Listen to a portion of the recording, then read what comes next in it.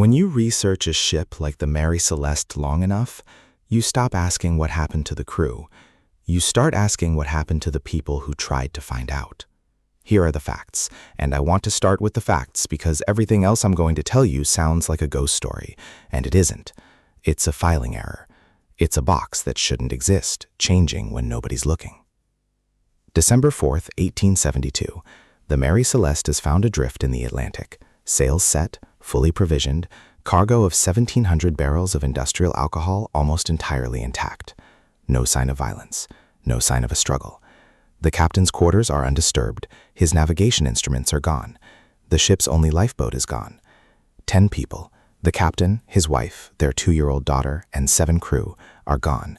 And in 150 years, nobody has ever found them, or a body, or a plausible reason for why a crew would abandon a seaworthy ship in open water and never be seen again. I've read the ship's log 100 times. It's the last page that gets me, not because of what's written there, because of what isn't. I have a policy. 9 years into this research, doing authentication work on the side to cover legal fees I don't like talking about, I made myself one rule. I don't accept original artifacts from private collectors. Too much fraud, too much liability. Too much of my own money in a hobby that was never supposed to cost me anything but time. I broke that rule in October. My name doesn't matter for this. What matters is that I'm 38. I work maritime claims for an insurance firm by day, and I've spent every night for almost a decade cataloging Mary Celeste theories that other people gave up on. Piracy, mutiny, methane fumes, a rogue wave, insurance fraud, a swordfish through the hull. None of it holds up against every single fact. I separated from my husband 8 months ago. The house is quieter than it used to be. My dog doesn't like the quiet either. A retired maritime archivist named Holt found me through a forum post I'd written 4 years earlier. He said he had something. A wooden ditty box, small, hand-joined, recovered by a descendant of the crew that salvaged the Mary Celeste in Gibraltar after she was found. Personal effects that had never been cataloged by any museum, never been photographed, never been anywhere but a family attic for a century. He wanted it authenticated before he sold it. He wanted me specifically. He drove it to my house himself, 78 years old, and his hands were shaking when he handed it to me. I remember thinking at the time, that's just what happens to hands at 78. I don't think that anymore. Inside, a compass, a tin cup, a brass button, a child's shoe buckle nobody has ever publicly confirmed belonged to the captain's daughter, and a single water-damaged page from what might have been an instrument log, though it isn't in the captain's handwriting. On it, one line, and a hand I still can't place. Count them each morning. If the number changes, do not go below deck. I asked Holt what it meant. He said, it came with a second box. I didn't keep the second box. That was all he'd say. I asked him to clarify and he just repeated it, word for word, like he'd said it enough times that it had worn smooth. My dog wouldn't come into the room. She's never once reacted to a stranger in 9 years. She's not that kind of dog. But she stood in the hallway the entire time Holt was in my house, and after he left, she wouldn't cross the threshold into the room where I'd set the box down. I told myself she was picking up on his nervousness. Old men make dogs nervous sometimes. That's a normal thing to think. I want to be clear that I thought a normal thing. I started cataloging that night. Compass, cup, button, buckle, log page. And then I did something I'm not proud of, which is that I started treating the note as part of the provenance rather than as an instruction. I counted the items each morning before I touched anything, mostly as a joke to myself. 10 years of taking dead men's log entries seriously, and I couldn't take seriously the one instruction addressed, in some sense, directly to me. Third morning, I counted 9. I'd cataloged 10 the night before, photographed each one individually. I told myself I'd miscounted, that I was tired, that grief and lawyers in a house that's too quiet make a person careless. I have never once, in 9 years of doing this, told myself I was tired and had it be true. I called Holt to ask about the second box. No answer. I left a message. A coworker saw the photos on my desk.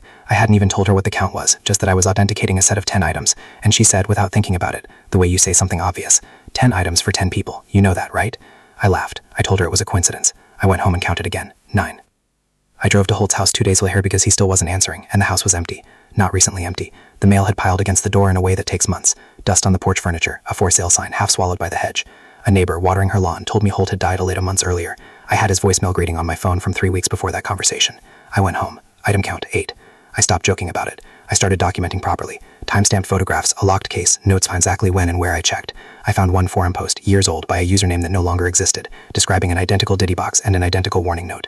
The post ended mid-sentence. No replies, no edit history. Just gone. The way the account itself was gone. I called a contact at a maritime museum, hoping someone with real authority would take the box off my hands. I need somebody official to look at this, I said. The count keeps changing. I've documented 8. Everybody who touches that ship ends up finding a pattern, he said, talking over me. That's the whole story with the Mary Celeste. People go looking for meaning in a filing error. This isn't the ship. This is a physical box that's losing items overnight, and I can't explain.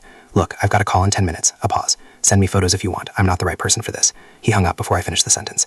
That happens on cases like this, I've noticed. Somebody doesn't want to be the one holding the box when it's their turn to count.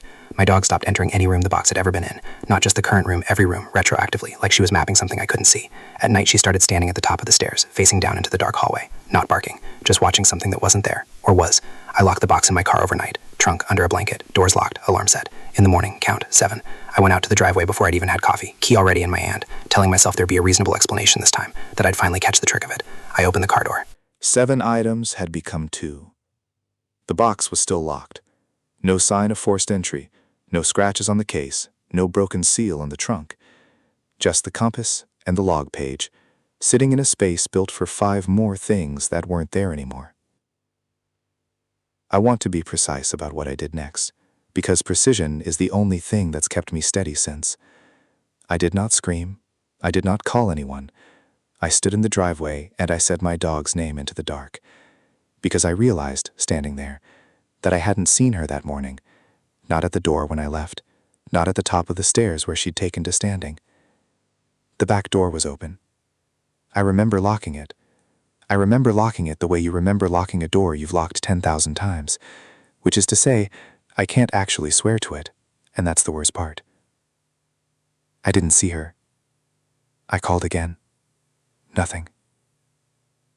What I heard once, from somewhere down the street past the last working streetlight, was a single set of footsteps on gravel, even, unhurried, the sound of someone who isn't trying to be quiet and doesn't need to be.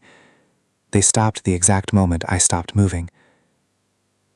I stood in my own driveway for what felt like a long time, not moving, and the street didn't make another sound. I got a call back that afternoon, finally, from a woman who introduced herself as a descendant of the salvage crew, the actual crew who found the Mary Celeste derelict in 1872 and brought her into Gibraltar. She'd heard, through channels I still don't fully understand, that I had the box. She wasn't warm about it. She told me flatly, like she'd rather not be having the conversation at all, that the note in my possession was written by her own great-great-grandfather, the salvage captain. She said his personal journal, never published, still in her family, recorded that he'd counted the ship's fittings and cargo every morning for a week after they boarded the derelict, and every morning one thing was missing. Not stolen, not moved, missing, the way you describe something that had simply stopped being there. The count went on changing for 6 days. On the 7th, it stopped. At 0. I asked her what that meant. She said she didn't know, and that she'd prefer I not call again. I didn't go looking for my dog again that night. I sat at my kitchen table with the compass and the log page in front of me, and I did not sleep. In the morning, the log page was gone. I want to be clear that I never let that page out of my sight. I never let the dog near it, back before the dog was gone too. I photographed it every night before bed, and it was on the table when I turned off the light. In its place, in the morning, was a line I do not remember writing, in handwriting that is, as far as I can tell, mine. 2 left. Do not go below deck. I checked my own hand against a dozen old notebooks. It's mine. I have no memory of writing it. I was the only person in the house. I don't have an ending for you, because there isn't one. Nobody ever found the 10 people who vanished off the Mary Celeste in 1872, and in 150 years, nobody has come up with an explanation that survives contact with every fact of the case. I used to think the interesting question was what made a crew abandon a ship that was, by every measure, safe to stay on. I don't think that's the right question anymore. I think the right question is, what makes the number keep changing after everyone's already gone? I keep the compass and the log page in a bank safety deposit box now. I don't visit them. I've made myself stop counting, which I know isn't resolution, it's just a different kind of avoidance, and I'm old enough in this work to know the difference. My dog never came back. I filed a report. Nothing came of it. Here's the detail I haven't told anyone. Not even the coworker who said it to me first. I checked my messages twice, because I didn't trust myself the first time. I never told her the box had 10 items in it. I counted 10 alone the first night, in a private notebook I hadn't shown to a single living person before she said it back to me across my own desk. 10 items for 10 people. You know that, right? I never told him it was 10. He just knew.